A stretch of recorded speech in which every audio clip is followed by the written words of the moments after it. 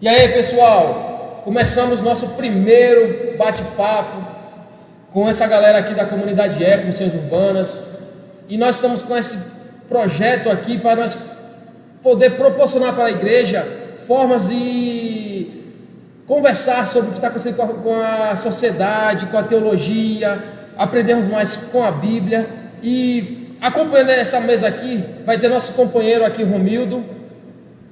Olá, galera.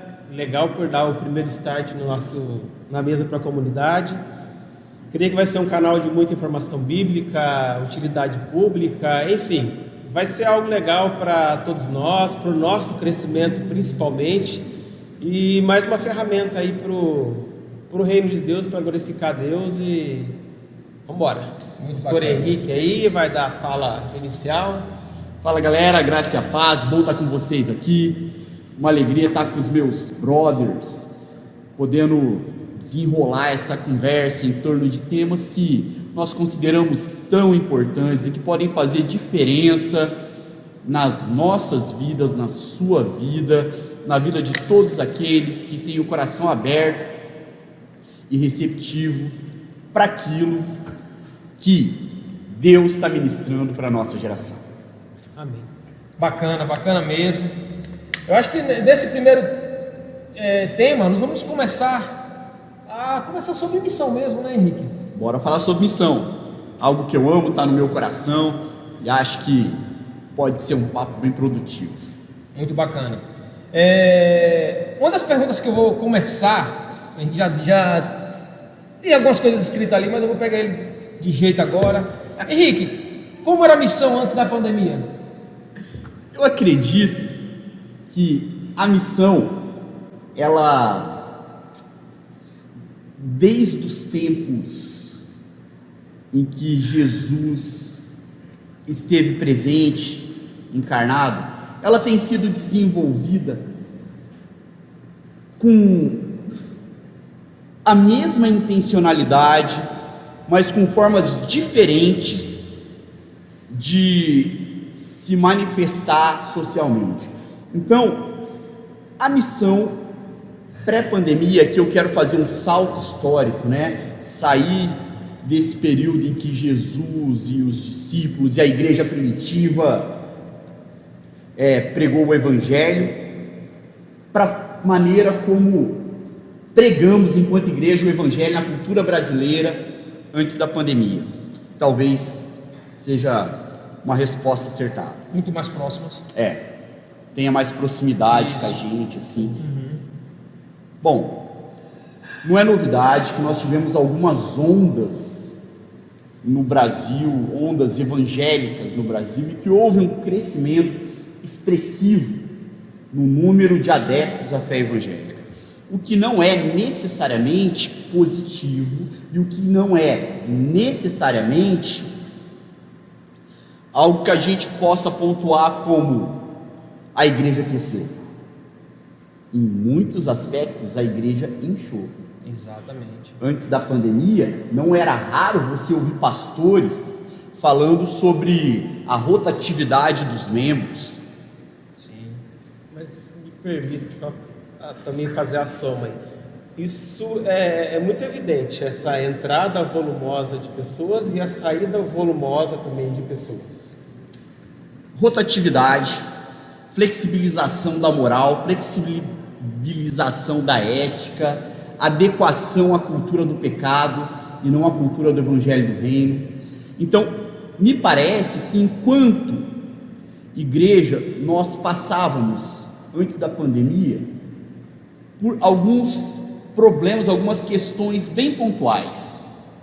O que vale dizer também que houve, por conta disso, uma resposta da parte de Deus através da sua igreja, do seu remanescente fiel. E qual era essa resposta? Voltem os olhos para o evangelho da graça, voltem os olhos para o evangelho que Jesus pregou. Olha, existe uma maneira de enxergar o mundo que não é essa maneira como vocês de fora têm enxergado, que não é essa maneira como a igreja tem enxergado, mas é uma maneira como a Bíblia propõe que se enxergue o mundo.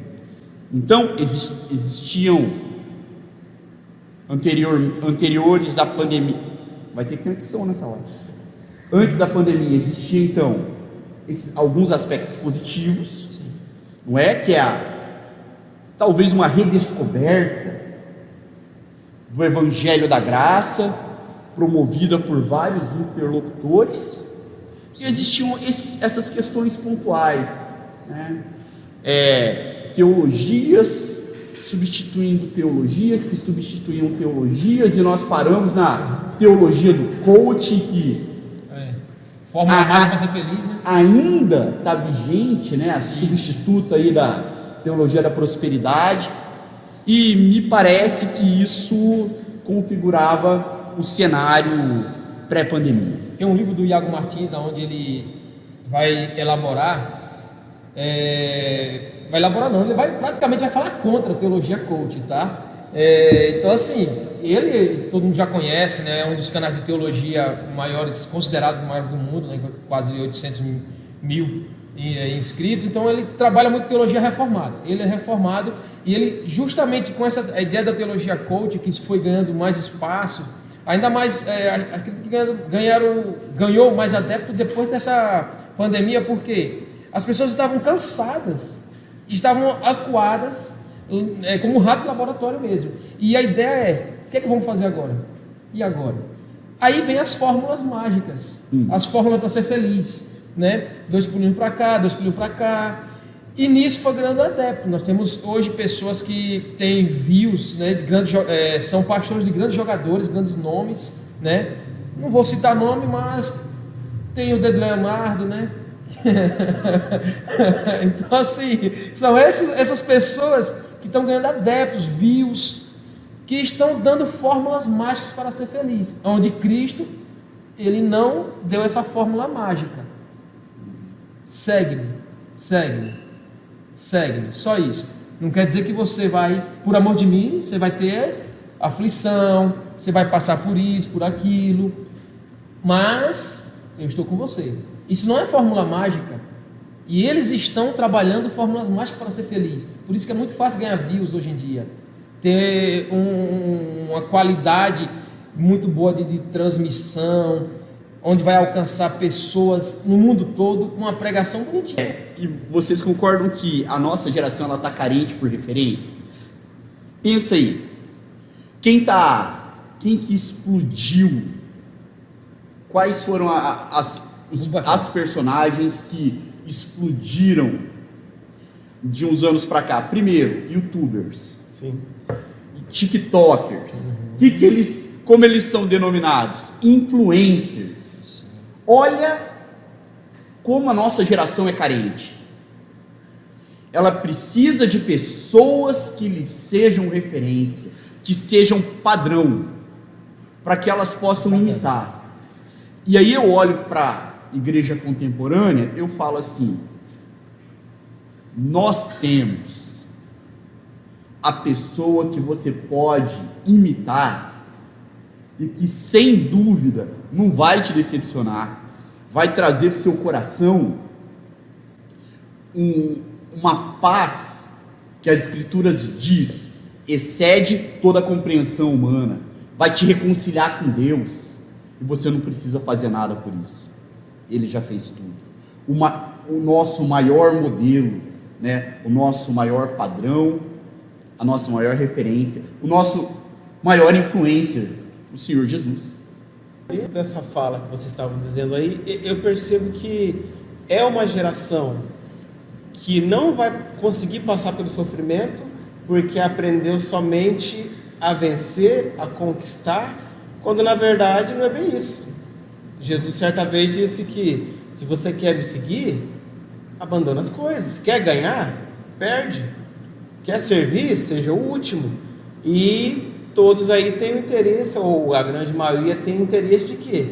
De ser o beneficiado de tudo e nunca de estar nos bastidores, de nunca estar servindo, de nunca às vezes passar pelo sofrimento. Muito bacana. E crescer com isso.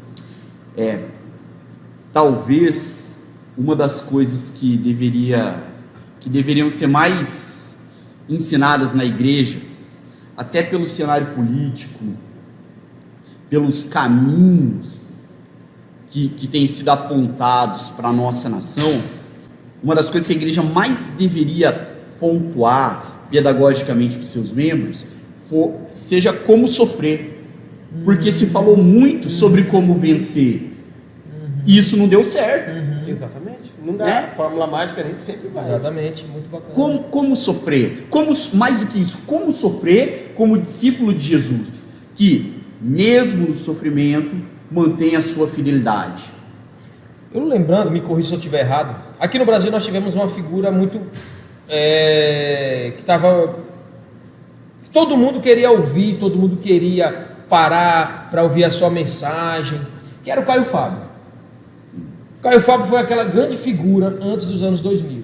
Era figura, ele tinha programa de domingo de manhã na Globo, né? Não sei se isso era bom, mas naquele período era uma grande coisa. Essa era a figura que nós tínhamos. Beleza. Para cá, depois da pandemia, surgiram pessoas que estão tendo uma grande relevância, graças a Deus por isso, né? Nós temos como do conhecimento de vários, o Vitor Fontana. Vitor, queremos você aqui, tá? Vitor Fontana. Também nós temos também quem? O Bibo, que é do Bibotalk, né? Pessoas que foram para a Globo, foram para o podcast do Monark, foi do próprio comediante Maurício Meirelles, e nos representou muito bem. Só que essas pessoas aí não têm a mesma visibilidade que outras pessoas começaram até depois da pandemia, que é onde nós estávamos falando sobre essa pregação flower power, né? Que é algo bonitinho, algo cheio de flores, algo que não tem cruz. Essas pessoas que eu citei, eles começaram a nos representar muito bem nas grandes mídias. Você ia falar? Eu penso o seguinte, que eu não vou citar nomes por medo de ser injusto. Tem pessoas que midiaticamente têm representado muito bem o evangelho do reino, e existe essa geração flower power, né? Essa galera que prega alguma coisa parecida com o evangelho, e que mistura evangelho com técnicas das mais diversas do campo da neurolinguística, da psicologia. Mas se eu fosse sintetizar isso, se eu fosse resumir isso, eu diria que tem dois principais inimigos da igreja e, claro, da missão na atualidade. Para mim, dois principais inimigos da igreja e da missão de Deus através da igreja na atualidade. Primeiro é a hipergraça. É esse evangelho, pseudo-evangelho, que olha para Deus como um pai profundamente permissivo, um pai que tolera tudo, porque afinal de contas ele é amor. O discurso é lindo. Sim. O discurso é cativante. O discurso, na verdade, é algo que todos gostariam de ouvir. Por quê?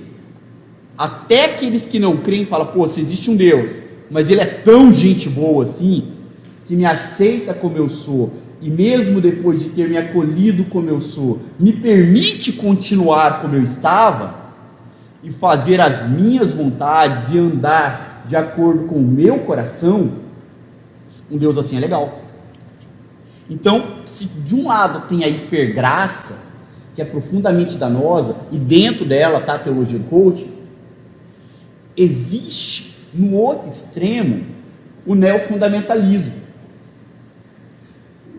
Olha, nesses tempos que nós vivemos, onde tem gente que chama de pós-modernidade, pós-estruturalismo, hipermodernidade, modernidade tardia, pode chamar como quiser, mas nesses tempos marcados pela subjetividade, marcados pelo excesso, marcados pela individualidade, né? É um mundo onde a sociedade se tornou plural.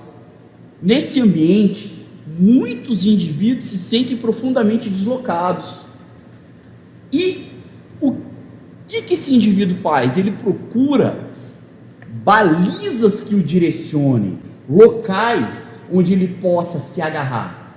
Esses são os alvos mais fáceis para o neofundamentalismo.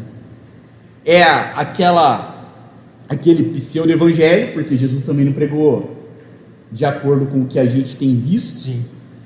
Sim.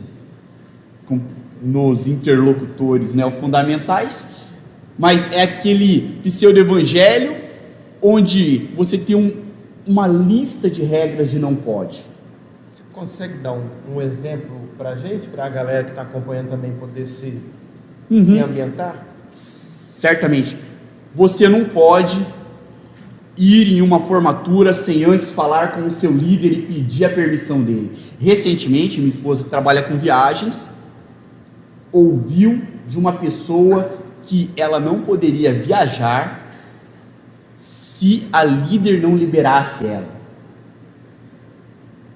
Então, me parece, biblicamente falando, me parece que essa não é a função do líder. Não é? Essa não é a função daquele que governa na casa de Deus. A impressão que eu tenho, olhando para as Escrituras, é que essas pessoas procuram uma autoridade que lhe seja um influencer, que lhe traga algumas certezas, mas nem sempre essas certezas são as certezas que a Bíblia traz, né?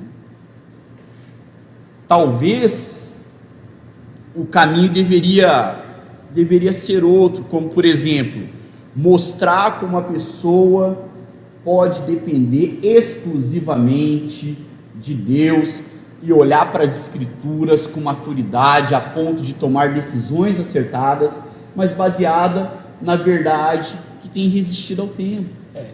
E não na opinião de um líder, desculpa. Não na opinião de um líder. Exatamente. Né? E nada contra você chegar para o seu pastor, para os presbíteros da sua igreja e perguntar qual que é a opinião dele. Mas se essa opinião não tiver um respaldo bíblico, ela está fora de ordem. Fundamentalismo, como chegou aqui no Brasil, ela chegou de uma forma de um monstro, que é o que começou nos Estados Unidos, que é o que é fundamental para o cristão, para o que nós cremos mais, né? O que é a inerrância das Escrituras, né? Era uma resposta à teologia liberal. Uma resposta à teologia liberal, exatamente. A teologia socialista. Só que ela foi cooptada pelos padrões culturais que nós vemos hoje na sociedade. Então, assim, vemos muitas e muitas outras coisas. Não vou tocar em temas polêmicos, porque não é o assunto aqui. Mas aqui no Brasil chega de uma forma onde nós conseguimos ver mal onde não tem. No Nordeste, que é onde eu posso falar muito bem, nós falamos que assim, vemos chifre na cabeça do cavalo. Tipo, eu sou da época... É um unicórnio. Exatamente. Muito melhor explicado, né? Hoje em dia, vão saber melhor o que é isso. Existe, tá? Existe.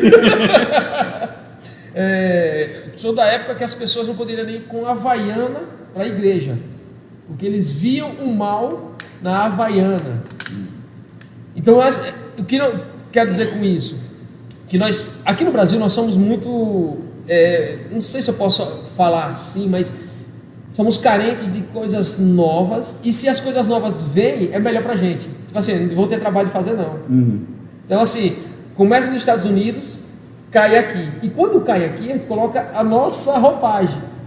Eu não sei se o que é bom, se começou lá, caiu aqui, e aqui a gente coloca a nossa roupagem, não sei, mas quando vem isso, eu não vejo a Bíblia sendo fundamental para quando a gente vê certas coisas moralmente falando, dizer bem assim, a Bíblia não trabalha isso, a Bíblia não vê desse aspecto. Ou então, eticamente a Bíblia não vai por esse caminho. Não vai, né? Exatamente, como... A ética bíblica aponta para outras percepções a respeito de... Você quer ver um exemplo a respeito mesmo? Da forma como se veste, a respeito da forma como se fala. Um dos exemplos clássicos que você vai ver no livro Jesus e John Wayne, que é umas pesquisas que existe nos Estados Unidos, onde tipo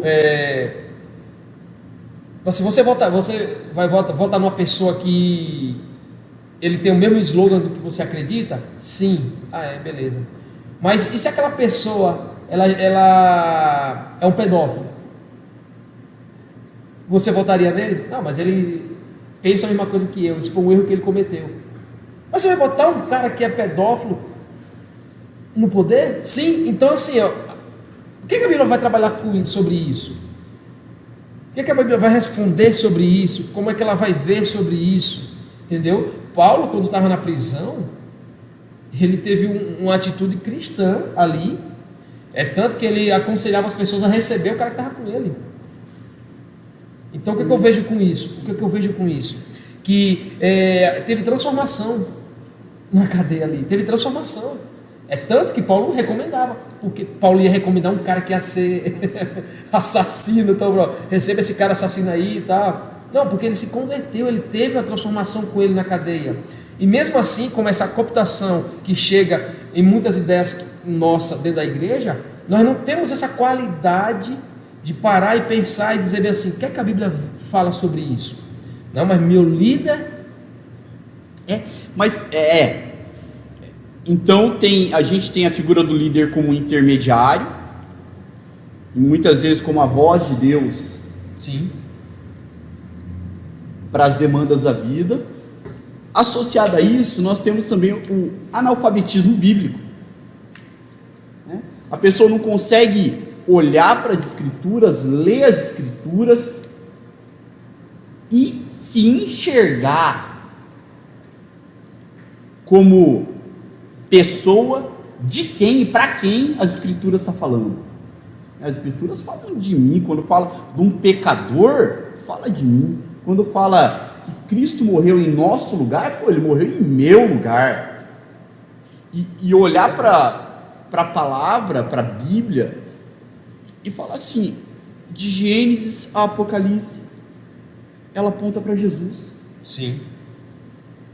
Jesus então é a referência, Jesus é o padrão. E se o líder não for um imitador de Jesus, eu não devo seguir essa pessoa. E se eu não consigo conectar a minha vida com as Escrituras, eu preciso ler mais, eu preciso me exercitar mais, eu preciso orar mais, eu preciso andar mais com gente que tem esse objetivo. Eu preciso ter pares, ter pessoas ao meu redor que olham para a cruz e tomam a cruz todos os dias. E sabemos que isso faz muita diferença na vida, na sociedade, vamos ser bem específico.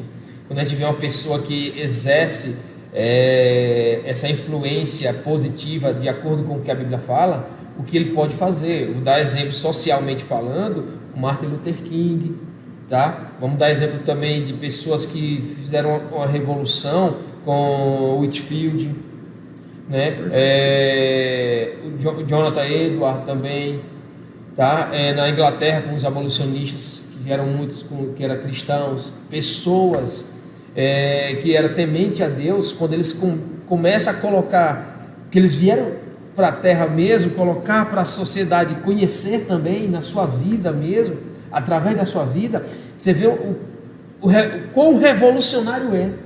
Então, o povo de Deus pode muito, mesmo que não sejam muitos. Sim. Anota isso. Uma pequena luz. Mas eu não estou falando que pode muito no sentido de poder ter grandes conquistas ou acesso a grandes bens de consumo. Não. Pode muito a partir da influência. Usando aqui um texto intencionalmente fora de contexto, mas que é verdadeiro, é o fermento que leveda a massa. Entendeu? Sim. É um povo que pode fazer uma diferença grande, mesmo estando em minoria numérica por conta da fidelidade às Escrituras no poder do Espírito Santo. Que bacana, velho. E isso Bacana. é impactante. E como conseguir de alguma forma fazer com que as pessoas voltem a essa centralidade do Evangelho pós-pandemia, em meio a tantas influências que dizem tantas coisas, mas não dizem nada. Tá, vamos lá. Então, como a gente já falou e você afirmou agora, a gente está carente de influência. Nossa geração, Sim. a sociedade brasileira está carente de referências. Eu penso que o maior desafio seja saber dialogar e responder aos anseios dessa geração profundamente carente, profundamente ansiosa, profundamente sem parâmetros. Então nós precisamos ter o exercício da escuta, o exercício da resposta, e essa resposta e essa escuta, elas têm que ser gestadas com amor, mas também com muita franqueza. Ressignificar nossa prática com o Evangelho depois da pandemia? Ressignificar a forma de proclamar o reino, de fazer a missão, porque a missão não mudou, a forma de cumprir a missão sim. A intensidade é outra agora, né? A internet, né? A gente está num momento histórico onde a mobilidade, a fluidez, a velocidade das informações, elas nos atropelam, né? Então as pessoas acabam sabendo muito, mas de maneira muito rasa, a respeito de muitas coisas que talvez nem tenham relevância para a vida. Quando a igreja ouve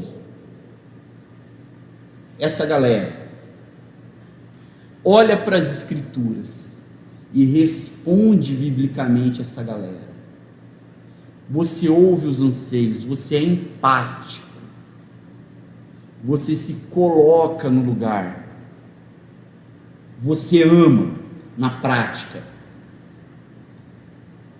você abraça, acolhe, envolve,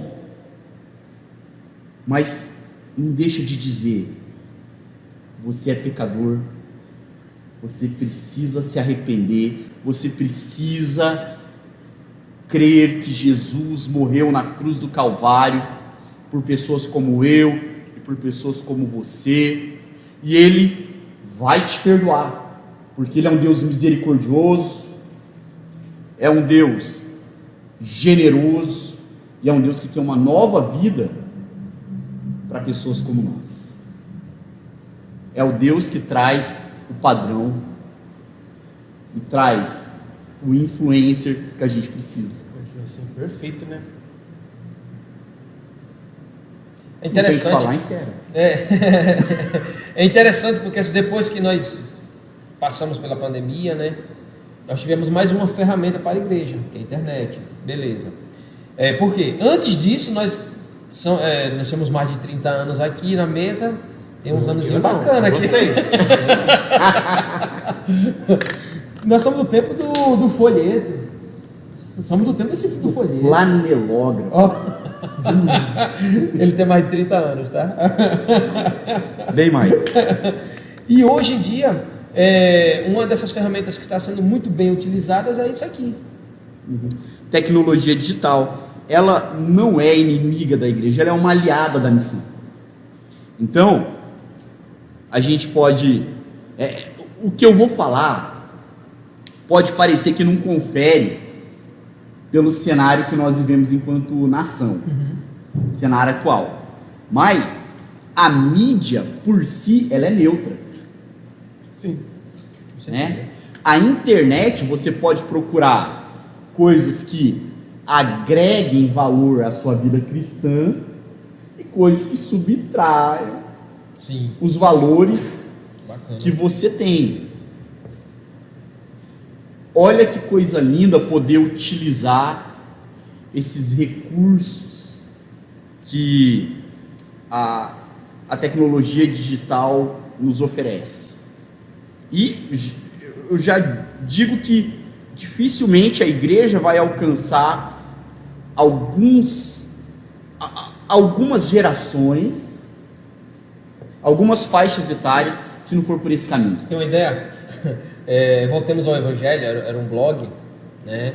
Que a pessoa começou a pegar umas mensagens do Paul Washer, do John Piper, começou a fazer legendas, e foi assim que nós começamos a ter um contato mais ferozmente com a reforma protestante. Eu estou falando assim na questão de como a pregação reformada começou a ganhar espaço nas mídias sociais, tá? Então assim, começou no Brasil, no cenário brasileiro. Exatamente, começou com uma coisa simples ali. Durante pós-pandemia se mostrou também um instrumento de alcance inimaginável, mas particularmente dizendo, eu não abro mão disso, de estar o virtual não substitui presencialmente, o presencial, sabe? Isso para mim é fundamental, tá? Vou falar como igreja, mas pensando em sociedade, tá inserido, tá fazendo parte, tá convivendo, são formas, eu acho que mais dinâmicas de também influenciar e poder deixar a marca e o sinal de Cristo em algum lugar onde você está inserido. Vamos se reunir. Você quer um abraço? Vamos se reunir, você faz um churrasco na sua casa, eu faço da minha, tá? Ele faz uma live lá, tá? A live do churrasco. Não prospera, né? Não. Bacana. O negócio é estar junto. Exatamente. Bacana. Tem mais alguma coisa para acrescentar? Galera, eu acredito que é isso. Esse é o pontapé inicial de algo que pode ser muito legal para você que está nos conhecendo através dessa ferramenta. E eu deixo aqui minha palavra de gratidão para os meus parceiros que estão do meu lado aqui. Que Deus abençoe grandemente vocês e que as nossas vidas sejam marcadas por esse evangelho transformador, renovador, profundo, fiel, que é o evangelho de Jesus. E galera, vocês aí, ó, fiquem atentos aí que vai ter muita coisa bacana, muita informação. A gente quer tentar da melhor maneira levar o reino e as melhores coisas para vocês no sentido de informação. Bacana. Comunidade é mais uma ferramenta de proclamação do reino de Cristo. Então, assim, que nós esperamos que vocês possam parar, assistir, anotar, perguntar para o pastor ou aqui para o Romildo. Compartilhe também e ficar esperando mais um que vai vir rápido aí, tá? Obrigado, pessoal. Abraço.